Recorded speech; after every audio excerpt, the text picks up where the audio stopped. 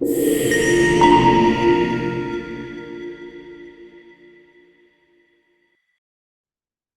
I'm Russell Poynton from Edison Group. I'm delighted today to introduce Chris Sfatos, who is the Deputy CEO of Intralot. Hello, Chris. Thanks for speaking to Hi, us. Russell. Nice speaking to you. Chris, my first question is, a lot of people won't be familiar with Intralot, so could you just give us an idea of what the company does and who its customer base is, please? Yes, of course.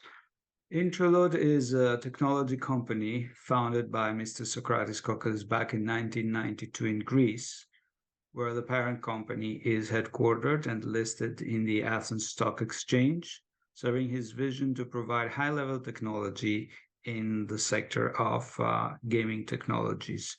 Intralot provides its software and hardware products, as well as managed services to lottery organizations around the globe in about 40 countries and states, including 12 states in the United States and Canada, where we have regional headquarters in North America in Atlanta, Georgia. Usually, our clients are state-controlled organizations that generate significant amounts of revenue for the state budget, or allocated to specific good causes. Therefore, we are primarily a B2B company. Our portfolio includes central transaction systems, monitoring devices, and software for these monitoring devices, and lots of hardware, both clerk-operated and self-service terminals, kiosks, vending machines, and all the likes. Our focus and our niche has always been in the lottery sector, in the lottery vertical, traditional or fast games, but also we are specialized in monitoring systems for VLTs that are located in vendors outside casinos. But these systems are crucial in protecting public revenues, as well as protect the end consumer from addictive behavior and promote responsible gaming principles and contribute to sustainable growth. Intralot is very privileged to have assembled a workforce of incredible talent and committed to progress and to the company. Especially, I want to mention our engineering workforce, the people that have created all these complex products, but also the people who run the operations worldwide, which is a multi-ethnic culture working together with a shared vision to serve our clients and all the stakeholders with game-changing technologies. We are a very connected team, and I appreciate the wonderful way we work with each other and with passion and commitment in what we do. And I also want to mention that as a vendor, we are in the platinum category as associate member of the World Lottery Association, the WLA, and we're very committed to its charter and principles. Thank you. And what do you think are the key aspects of your industry and company that make it attractive? Yeah, right. Well, our product and service portfolio comprises of, as I said, complex systems that have to be reliable, flexible, and secure in a market with significant barriers to entry, for example, due to heavy regulatory requirements. Also, it's an industry with large capital expenditures. It requires a very heavy and successful track record in order to participate in international tenders.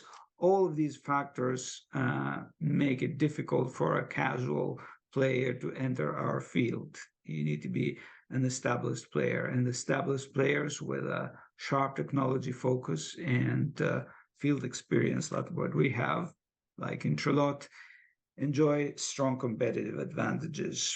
Now, our contracts typically run for 8 to 10 years, which I'm sure you appreciate provides very significant revenue visibility. And often we have extensions to these contracts that make the relationship with a particular customer extend to sometimes 15 to 20 years without interruption. So Intralot has enjoyed very strong relationships with the clients that led to very high rate of renewals of our contracts historically, close to 90%, which also reflects customer satisfaction. Now, the expansion of the online channel, the rapid pace of new technologies, including AI, the need also on the regulatory front to regulate current unregulated markets, all these things are rather hot issues and key factors that allow us to expand our addressable markets and boost our growth potential. This is where technologies like ours that scale up easily, that are designed to integrate third parties efficiently, are essential in helping operators capture growth and market potential in a safe and transparent way, and provide secure ways of entertainment to the end consumer and new revenue streams for governments to raise funds for good causes. Thank you. Could you talk about the competitive dynamics in the market as well, please? Sure. This is always a complex issue and rather evolving. As I mentioned earlier, the heavy technological requirements and the system complexity that we use and cater, the high performance standards required for compliance with the regulators and the legislation in each market, all these factors allow for a limited number of players to be present in our markets. Specifically now for Intralot, let's take, for example, our entrance in the United States in 2002, 20 years ago. Intralot was a player that arrived late. And so all our contracts are migrations from previous contracts. And I'm mentioning this because the migration is an extremely delicate process. So when somebody is going after a contract that you don't already have when you want to have a conversion, it's very important to have a track record of migration. Hence, this is an additional set of credentials when we attempt to win a contract from a competitor through a bidding process. Recently, also, we've seen another important trend in our sector in these tenders, that the quality of service and technology are gaining bigger weight in the competitive process. And that we feel is an additional advantage that we as a smaller company enjoy as we pursue tenders into the current and future time. Thank you. And my next question is, could you just talk about what are the most exciting things that are happening in the industry over the next couple of years, please? Yes, of course. Well, we have developed in the past couple of years a certain philosophy in the design of our technologies, mostly around our new central platform, what we call Lotus X. So these new trends, our requirements from the customers, are more in favor of technologies and central systems that are flexible and modular, what we call a microservice architecture. So we're moving away from monolithic and proprietary systems. I'm sure everybody understands what this means. This is happening in other technology areas as well, where you provide turnkey services. So this is an area where we have made great progress with our innovation initiatives recently, especially around our new central system, which we call Lotus X, and it's Lotus X Omni ecosystem to include all the channels and all the verticals. So we have been successful to deploy these new technologies in recent contracts. And now commercially in the US, what's very exciting, having this technology in our possession already and tested, we see a number of contracts that are not ours, that are our competitors expiring in the next 2 years, while our biggest and most important contracts do not expire for another 3 years. So that's a significant timing. It's very exciting for us to go after these new contracts and bid for them. And we've built the skill and the sales force to do that, especially in the United States, but also in other areas. We see an important opportunity in Australia and in other parts of the world, like Brazil and South Africa now is tendering. But again, as we've made it quite clear recently, US is a central part of our growth strategy.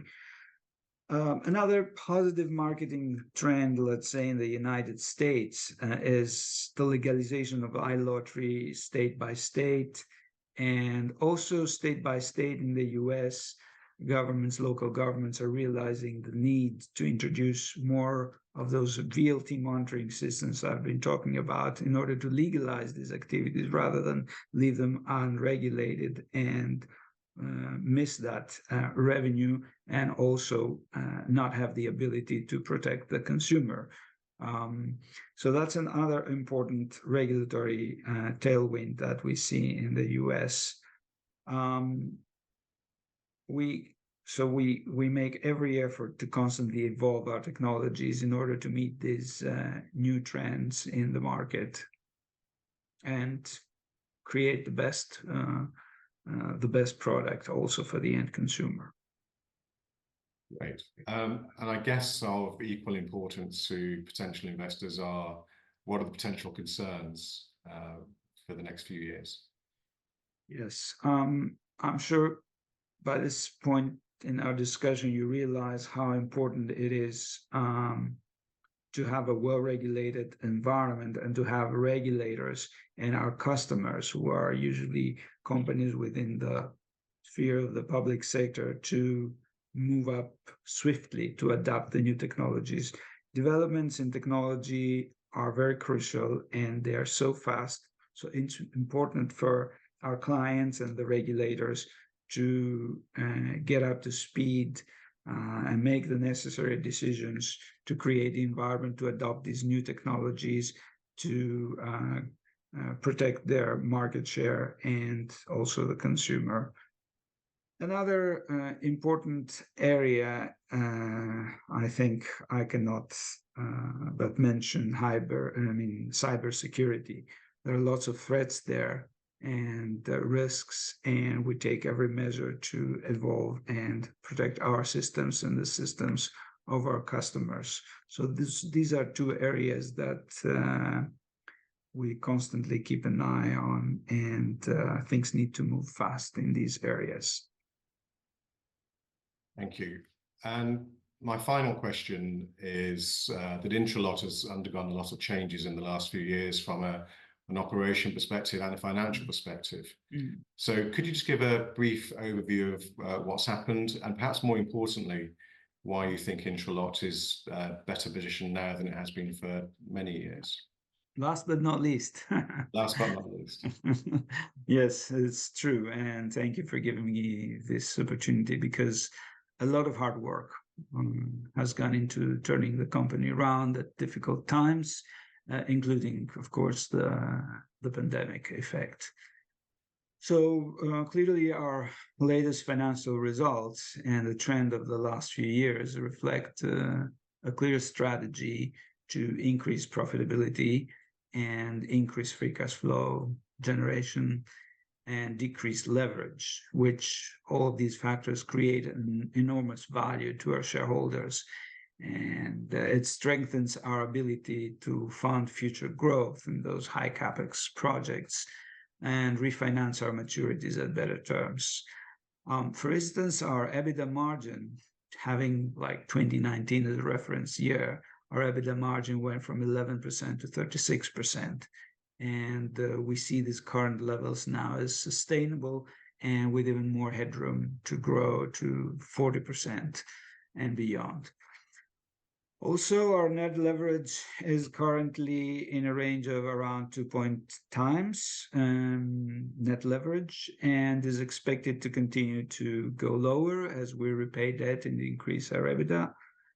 So during this period of realignment, we were able to increase our efficiency, implement cumulative cost savings of around 130 million euros, group-wide, and allocate costs with precision, which is reflected in our ability to deliver on our promises and create the optimism and the momentum that we needed to deliver more ambitious business plans in a very competitive market.